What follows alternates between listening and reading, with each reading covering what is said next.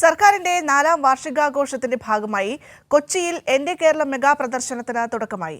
Marine ഡ്രൈവിൽ ആരംഭിച്ച പ്രദർശനം മന്ത്രി പി രാജീവ് ഉദ്ഘാടനം ചെയ്തു.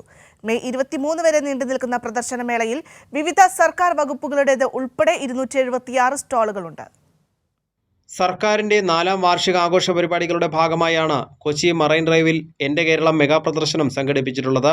വിവിധ സർക്കാർ വകുപ്പുകളുടെ 194 തീം സർവീസ് സ്റ്റാളുകളും 82 കൊമേഴ്സ്യൽ സ്റ്റാളുകളും ഉൾപ്പെടെ 276ലധികം സ്റ്റാളുകളാണ് ശീതീകരിച്ച പ്രദർശന നഗരിയിൽ ഒരുക്കിയിട്ടുള്ളത്.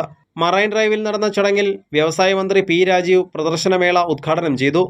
കൊച്ചി നഗരം അതിവേഗത്തിൽ മാറുകയാണെന്നും കഴിഞ്ഞ 9 വർഷം കൊണ്ട് എറണാകുളം ജില്ലയിൽ വലിയ മാറ്റങ്ങളുണ്ടായെന്നും പി രാജീവ് പറഞ്ഞു. എറണാകുളത്തെ സംബന്ധിച്ചിടത്തോളം വലിയ മാറ്റങ്ങൾക്കാണ് ഈ 9 വർഷം സാക്ഷ്യം വഹിച്ചത്.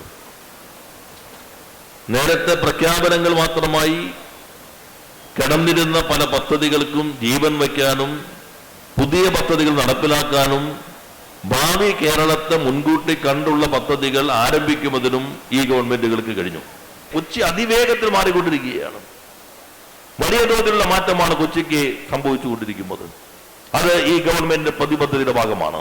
കൊച്ചി MLA KJ മാക്സി ചടങ്ങിൽ അധ്യക്ഷത വഹിച്ചു.